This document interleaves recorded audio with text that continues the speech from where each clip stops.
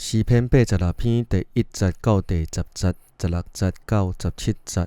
第1节，上主啊，求你按耳孔听我，应我，因为我困苦散食。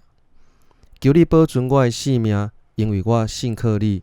我的上帝啊，你的仆人倚靠你，求你拯救我。主啊，求你怜悯我，因为我规日求叫你。主啊，求你予你的仆人心神快乐，因为我仰望你，对你祈祷。主啊，你良善，欢喜赦免，你使丰盛的慈爱，予所有求叫你的人。上主啊，求你按耳孔听我的祈祷，压落听我恳求的声。我伫患难的日求叫你，因为你会应我。主啊，这的神明无一个会当甲你相比，因的所做嘛袂当甲你比。